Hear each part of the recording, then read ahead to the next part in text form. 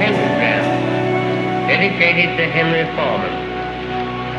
In the years of the primal force and the dawn of terrestrial birth, man mastered the mammoth and horde, and man was the lord of the earth. Welcome, my friends, welcome, my fiends, to episode, who knows what episode it is of Agitators Anonymous. Primordial just played the album To the Nameless Dead at Beyond the Gates. This podcast is going to be a little bit of a recap about some of the things that happened there, but within that album, there is a song called Gallows Hymn. And the second verse, if I can poke my addled brain into remembering, is, "Brother, many a crooked day we spent, telling tales and making myths, yet sharpening our tongues, but doing little, but growing old."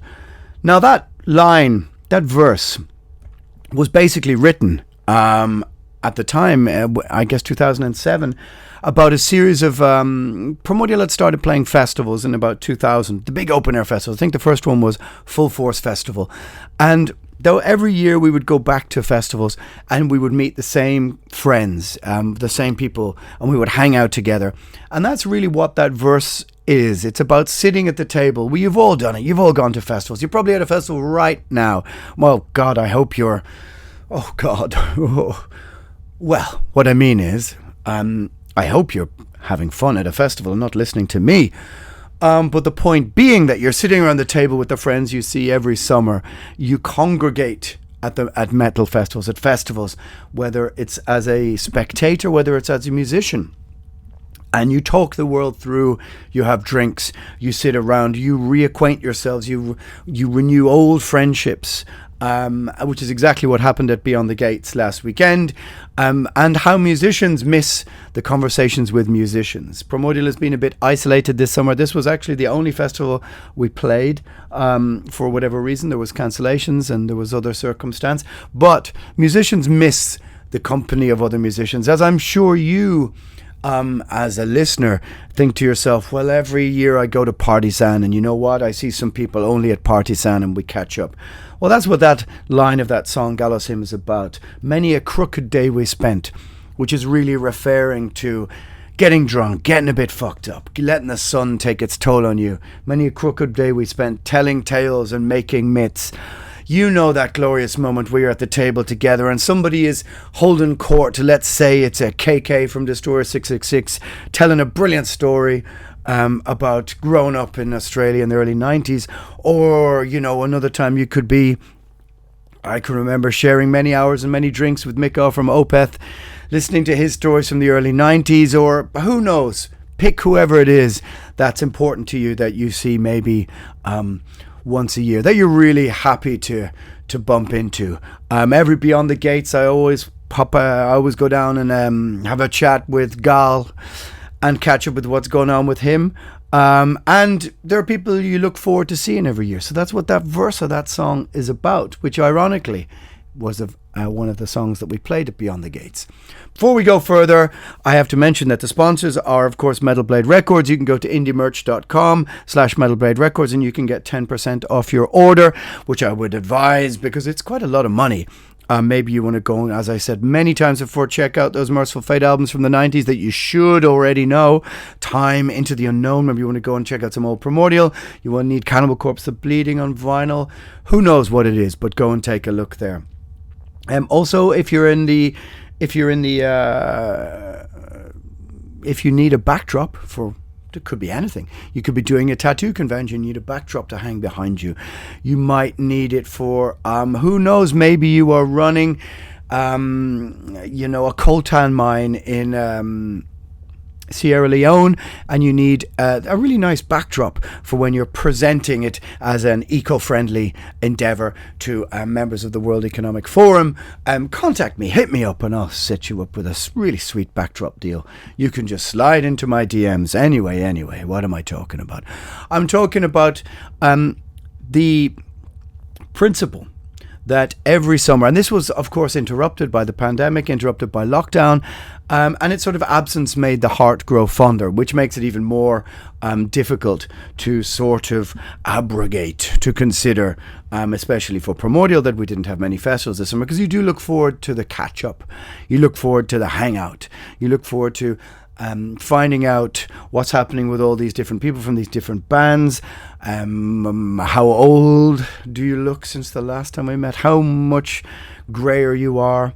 All sorts of stuff. Everything from catching up with family. It's like catching up with your sort of extended dysfunctional family. But what I'm going to talk about is basically something that happened to me at Beyond the Gates that I kind of foresaw, that I talked about the previous week in the sort of slightly rushed podcast that I made before going to Beyond the Gates, and how it can happen to any musician. In fact, it could happen to you in any walk of life that you were in. And then I'm going to go backwards as to why that happened. Now, there's a moment which you dread when you're a musician, and that is, especially as a singer. And this is exactly what happened to me. So Primordial was playing on the Friday. We were after Eternal Champion, before our friends from Alcest, and before Creator.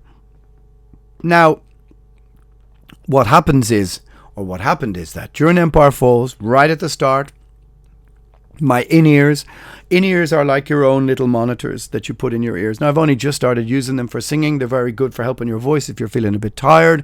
We rehearsed earlier that day. No problems. Come down. You think everything's going to be fine. And just that moment, and I'm going to go from this moment backwards to why that happened and how you cope with it. But that moment where during Empire Falls, first verse, okay, not too bad. Second verse, I am my father's son, and I got completely lost. My in-ears were not working. In fact, it just sounded like a complete blur, a buzz. In that main room in Greek Island, the ceiling is so high. And so you have to compensate for that by probably taking a little bit of the hard end out of your sound, which we didn't really do because we only got 15, 20 minutes to change over. But there's a moment, and it's everything that you dread as a singer, which is all of a sudden you second guess yourself. Something that should be instinctual, which you've sang 100, 200 times, that should just come right from within you and just come out. Where is, I am my father's son. And I made a mistake because I couldn't hear where I was with the in-ears. I took the in-ears out and I looked at the monitor engineer, and he just gave me this look like what the fuck is happening? And I guess he turned down the vocals then in the front monitor because he thought I thought they were too loud. And in that look, he just lost me then. I could hear absolutely nothing. And that's the moment where you know you're about to make a mistake. The heart drops and you think to yourself, oh, fuck. There's 3,000 people watching. It's your only gig of the summer. And it takes on much greater weight and importance. Because if you were playing the next day or you just played the previous week, it would be one of you would go, oh, look, we did this right last weekend. Come on, pull yourself together.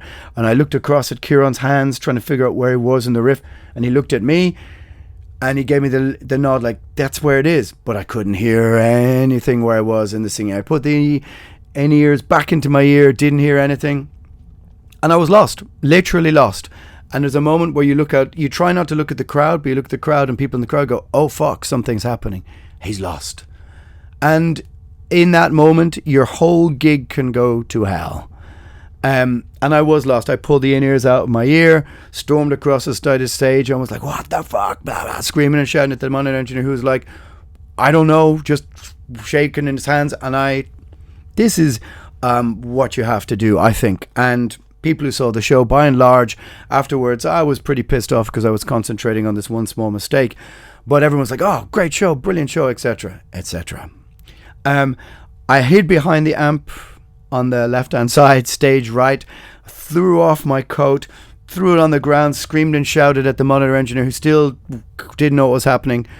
And there's a moment where you have to take a breath to calibrate yourself and go, if you don't calm down, this whole set is going to be an angry mess and you're going to lose your voice.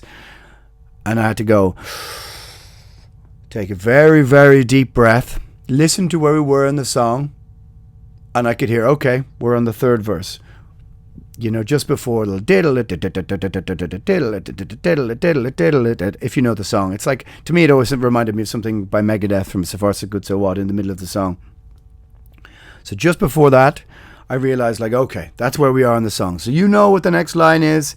Every empire falls, this high bit, and then these are the lands of our birth. And I thought, right, From here on in, you nail it. You don't make a mistake. And you go back out, you raise your hands and you go, right. And everybody acknowledges, okay, something happened there. We don't know what it is.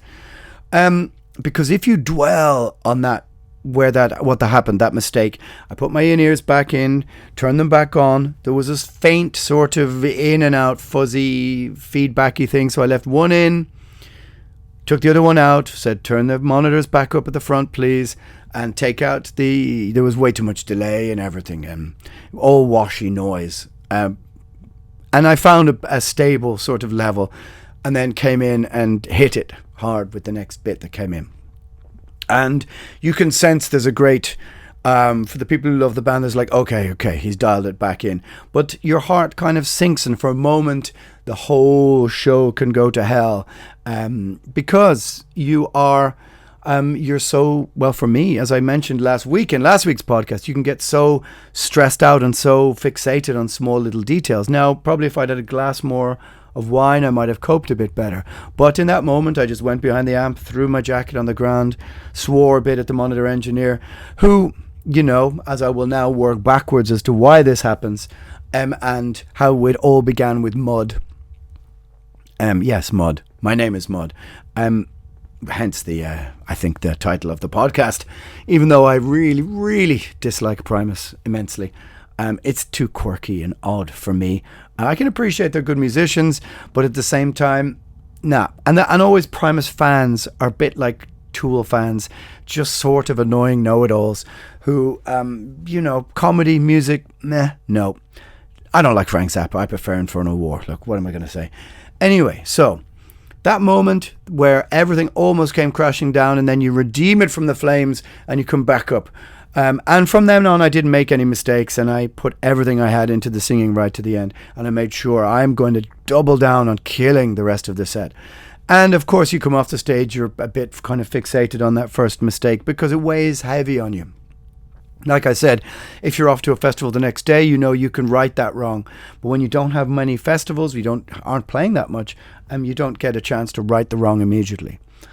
Anyway, so why does a mistake like that happen? Well, you have to go back to the festival chaos that started happening in Europe over the last, week and a half. Some of you may have gone to Wacken Open Air. Some of you may have heard about it, but... basically, the weather in Ireland for the last 5 or 6 weeks, it's not so bad right now, but it's been grey, overcast, rain almost every day. It's been like a sort of October the 23rd for 5 weeks. There's been gigs in a park across from me that have been literally they've been handing out free umbrellas and free rain jackets at the door because it's been torrential rain when all these, you know, nonsense, soporific pop bands or indie bands have been playing. And it was a sort of a portend of things to come. So after Europe's incredible heat wave, they started to get very extreme weather, and there was just literally a deluge, like the likes of which Wacken, who are usually super prepared for, have never seen before. And so I've been told from people who were there, the queue to get in for the campsite was people were queuing for 10 or 14 hours, and it was just a mud bath. There was just no way of managing to get all those people. They issued warnings like, if you're traveling, don't come. And there were friends of mine who said they did everything possible, but that it was almost became like a refugee situation, without being too extreme or hyperbolic about it. But it was absolute craziness. So 70, 80,000 people just kind of stranded in the middle of this, weather deluge. Now, I heard the festival went ahead with about half capacity because there just was nowhere for people to camp. And you'll know what it's like if you go somewhere and unforeseen weather uproots the campsite. It can be one of the most miserable experiences you've ever had. But Mud, my name is Mud. So this started off a chain reaction of course, bands being stranded, gear being lost, crew being lost, and it melded into metal days. So Slovenia and Slovakia, I think, almost issued a state of emergency with their weather. And there was Metal Days in Slovenia was a great festival. Beautiful surroundings, this lovely small village, and passing through this kind of river and a lake, and people would have little wooden huts. Lovely, beautiful. Played there a few times, but it was moved to this new location. Now, I know there's been some people discussing politics about that. I don't really know about that. But what I do know is there seemed to be one bridge into this new area, and people just got stranded on the other side of it because they closed the bridge, more or less just leaving people in this sort of weather disaster zone. I heard stories of bands literally just getting across the bridge to get out of the country to get to their other festivals, and members of Heilung being stranded, or members of this band being stranded, and people literally being stranded on this sort of the region, the area of the new festival. Just an absolute crazy weather. Wild weather. And as I said, my name is Mud. So what happened? The reason, let's connect all these dots. What do they say? A butterfly flaps its wings in Tokyo, and it causes, me to be struck by lightning in Dublin. Almost. What happened is that Creator were playing these festivals, and Creator arrived at Beyond the Gates with missing all of their gear, missing crew, missing all sorts of people. So they're playing on the same day as us. So what happens then is you have Creator sound checking all different instruments. In fairness to them, they went ahead and played. There are other bands, big bands I know, who would cancel shows if they didn't have all of their gear. Then you have Alcest, who have to set up their own bank of equipment, their own drums, which go with their sound. You have Eternal Champion before us. So there's 4 different bands trying to check backline in the space of a couple of hours. And Eternal Champion are first, so they would get to be on stage checking in the beginning. Alcest with their sound bank, Creator been sound checking all day. So what happens is that the local crew get very stretched, to say the least. So what happens is, when I went round the side of the stage to pick up my in-ears, do my microphone, all this kind of stuff, nothing was plugged in. Now, of course, that's the reason why when I started the show, my in-ears didn't work, because you have to dial in the frequency. So what happens is, of course, without casting aspersions, everybody is running around trying to fix the problem, trying to fix the gear problem, which was caused by these crazy weather conditions all across Europe. And it ends up with me plugging in my in-ears, and they don't work, and then our monitor's not really being primed. Who can you blame for that? Well, I mean, look, the problem is, of course, that the post-pandemic world is that everyone is being asked to do more for the same money as before. There's not enough crew. A lot of crew have moved sideways into other jobs because, of course, they lost their jobs for 2-3 years during the pandemic. And the price of flights and all that kind of stuff. Many bands are choosing not to bring any crew. So you can be very lucky, and you can slide on through, and everything can work your way, and everything can fall into place, or it can't, as it did for me with 2 verses of the song Empire Falls, where if you have your stage guy, that would have all been fixed. But it didn't, and those are the reasons. My name is Mud. The Mud started a chain reaction. And it sort of left me in the position that I was in. But I just thought it might be interesting to discuss how there's a moment where you just have to kind of take stock of the situation. Now, you've probably done this in your own job, in your own industry, in your own place of work, where there's a moment where you become overwhelmed. And what is that Rudyard Kipling poem? If you can keep your head while all about are losing theirs. And very much I was about to lose my head, to lose my temper, to lose my self-control. And it's experience partly, but also that moment where, like I said, I kind of stood behind the amp and hid myself away from the crowd, and I just screamed and shouted for a moment. And then I thought, what good is this going to do? You have to cope with this situation. You have to get on top of it. You have to defeat it. Now, I know there's lots of conversations about that kind of thing. in the manosphere, which is a really weird context. I guess it's all a podcast manosphere, the YouTubers, the kind of gym bro guys, or the kind of, many, often very kind of sculpted, big bearded guys telling you that the kind of sleep you get is not the right sleep. You shouldn't drink coffee when you should do this. You should, I don't know, only suck the marrow from bones of deer that you've hunted and killed yourself with your bare hands, at dawn on the side of a mountain, and then meditated and blah, blah, blah. It can all get very tiresome because, we do like our vices and we do like to have some nice things to live for. And, the kind of manosphere context of self-improvement gets tiresome. I understand that it's a huge kind of industry, and it ends in the sort of weird kind of aggressive narcissism of, Andrew Tate or something like this.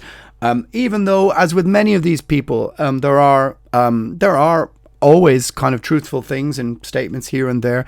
But this whole sort of manospheric idea of self-empowerment and self-betterment and self-control. Well, here was a moment where I suppose that is exactly what I had to do. And anyone, as I said, who's done it themselves in certain environments have to do, where you have to take stock for a moment and you have to take the mistake on the chin. You have to take the fact that you've made a very public mistake in front of 2,500 people, where people are looking going, ooh. And there's even, you make eye contact with somebody who's a friend of yours and they give you a, what the fuck can I do kind of look, which I caught the eye of my good friend Bjorn from Mara and One Tail, One Head and all this kind of stuff. Look at the side and I could see he was like, he knew there was something wrong on the stage. But to your average person in the crowd, they just think, oh, he's just made a mistake. Well, it's 75% circumstance and context and stuff not working. And then there's the part of you that has made a mistake, and that you have to acknowledge that. You have to own up to that, and you have to go, well, there's been times before where I've been able to sing hearing absolutely nothing. Why was this not one of those times? The reason is partly because, I suppose, of the weight of expectation. You're in front of a bigger crowd. It's a more prestigious thing. If it was a small gig in front of 100 people in a bar, you might think to yourself, well, look, you expect me to hear things properly in a bar with 100 people in it, there's going to be mistakes. And so you have that extra glass of red wine and you just roll with it. But it's very hard to roll with it when, of course, you're playing before such professional bands as Alcest and Creator. And if you were to just roll with every mistake, you'd find yourself going too easy on yourself. But there's that moment where you have to kind of reclaim your self-control from the ashes of a pretty difficult situation and sort of reapply yourself. I don't know if that gains me points in the manosphere. I'm, a gym bro, make a podcast bro, or whatever that song is. But that's often some of the kind of things they talk about. Although I certainly didn't get up before noon the next day and go like hunting on the sides of the mountains in Bergen and sucking the marrow from whatever native indigenous animals they have that might live on the side of a mountain there. Maybe some moose or some elk. I don't know. I didn't see any. But there are also lessons to be learned because I came back to the gig in the backstage, and I could only concentrate on the negative impact of those two verses. And it's something to do with your mindset. It's something to do with, like I said, if you're in a run of gigs, I suppose very much like a football team or a sports team who lose a game in the middle of the season, next Saturday or next Wednesday or whatever it is, you get to put the shirt back on and go, right, we do right the wrongs of what happened last weekend, where maybe you missed that header, that simple header, and somebody snuck in behind you, scored a goal or whatever. That's kind of a bit how I felt, except there is no gig the next day where you're able to put that wrong right. And so I quite envied, for example, Marduk, sitting talking to Marduk, and they were like, yeah, we're playing tomorrow here and tomorrow there and tomorrow there. And you realize that if you have a 6 out of 10 gig on the Thursday, well, maybe the gig on Friday will be 9 out of 10. And that makes an average of, 7.5 out of 10, which is not bad to take home with you for a weekend. So if you do have a little mini disaster, you're able to write it the next day. And that's what you really would have loved. I would have loved the next day to sing Empire Falls absolutely correctly and fix my wireless properly and sit down and dial it in myself. Well, I couldn't really do that because I don't really know how to do that, hence why I gave it to the the monitor people at the side an hour and a half for the gig. But anyway, that's besides the point. The point is coping with adversity, taking that big right hook on the chin and then taking that moment to go down for a couple of seconds and then come back and go, all right, we have to see this out. Or else the gig goes to hell and you've just wasted and lost this opportunity that's taken you all these years maybe to get to the bigger venue, to get to the 2,000 or 3,000 seat kind of like mini arena of Grieg Hallen.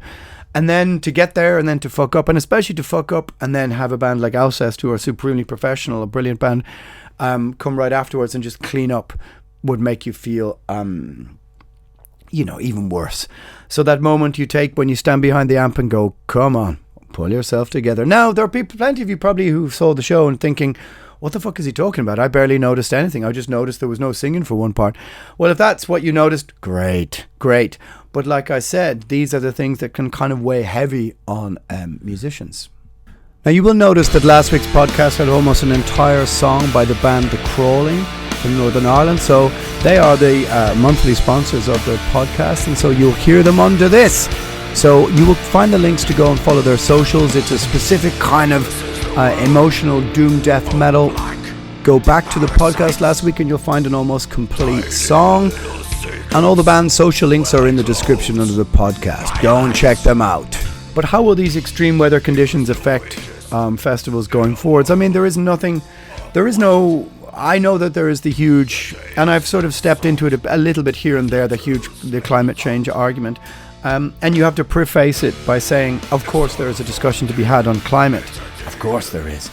But, whether we, as I said before, the Greta paradox of where she came from and who is she lobbied by and sponsored by and paid for, and what are the motives of the people behind her, because the optics of arguing with a child are so awful.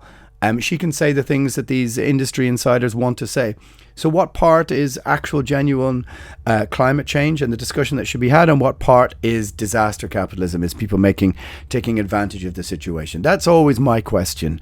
What part of it, civil liberties will be taken from people in the name of, this is what you must accept now, this is what you must do in the name of, the climate emergency or whatever. Of course, there is a discussion to be had, but as so many of things in the modern day, I think so many genuine discussions, genuine points of view are set in such emotional language that it's almost impossible to sit in the middle and just have a rational, reasonable debate about what is and isn't. But certainly, if you have young relatives as well, you'll know that the message of, Saint Greta, or she's like a modern day Joan of Arc, she reaches them directly through Twitter, and she said, the world is ending in 5 years. And if you're 9 years old, that's pretty heavy shit, because you remember you were the same age yourself, and you thought that you thought that your parents and your once you begin to discover about the environment and ecological disaster and the chopping down the rainforest. I remember arguing with my parents at 13, 14, telling them that they've ruined my future and this, that, the other, because that's the nature of being a teenager, of a young person, of reaching for these emotionally couched arguments. But what we're doing in a society is sort of setting up a society where we expect children to behave like adults and adults to behave like children.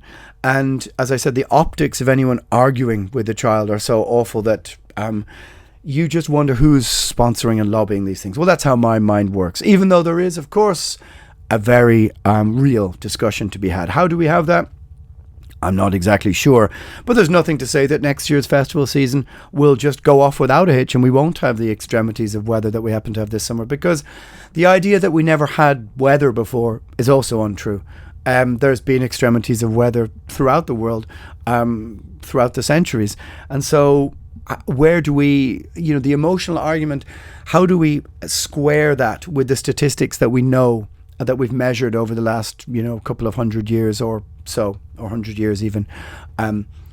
That's the sort of thing that sort of I'm interested in. Although it is clear that this summer has been pretty remarkable to say the least. And in the grand scheme of things, maybe it seems crass to frame the climate discussions in terms of festivals and heavy metal and traveling and moving and all this kind of stuff. Who knows how the next couple of years will sort of unfold. But there is a part of me that wonders about the things, and these are the things that I talked about in the beginning of the podcast. The idea that, you can find videos of members of the World Economic Forum, of members of governments who've been filmed discussing, the pandemic and lockdown we had a pretty good opportunity to exercise power and control over people at that moment, take advantage of the disaster. And now we pivot to climate, and we keep expanding upon those levels of control. I mean, it's, you can find politicians and people discussing things. It's not a secret. But again, what is real, what is not in terms of the debate. And it may be foolhardy of me to discuss these things because it's such an emotive issue that people get so angry just about the idea that you might even, discuss what are the motivations of companies or multinational companies, or what are the motives and the profit margins of companies that seek to profit from the expurgation of this idea of the fact that we have an energy crisis, whereby energy companies are making more money than ever. You have a war in Ukraine, so you have munitions companies making more money than ever. Doesn't it strike you that the constant state of emergency benefits people who make profit from emergency and disaster? Anyway, maybe I shouldn't have tagged that on to the end of the podcast. My name is Mud. I just thought I would share the butterfly flapping its wing in Tokyo creates a mud bath in Vacuum, which then affects my in-ear monitors as I stand on the stage at Beyond the Gates and fuck up the second verse of Empire Falls. That, my friends, is the great conundrum. Will we be able to have maybe a climate discussion on the podcast? I don't know. I certainly feel that I should discuss some difficult things, or more difficult things, on the podcast in the next while. Who knows? Next week is going to be a great guest. I hope it's Mirai from Psy. The very first band Primordial ever went on tour with. I would advise going back to episode 1 or 2 of the podcast to hear the crazy stories from '94 when we had Primordial went on tour with Psy. Psy stayed in my parents' house. Classic parents coming home from holiday early to find Psy asleep in my the front room. Look, go back to episode 1 or 2 and you'll find this crazy story. But Mirai from Psy is hopefully coming on the podcast next week. Of course, all the people I thought I should interview at Beyond the Gates, I didn't, because it seems a bit rude to just go, hey, this catching up we're having now, this good chat, can I just put a phone and record it for posterity for my dumb podcast? Anyway. My friends, Agitators Anonymous, skepticism is the only rational perspective. Indeed.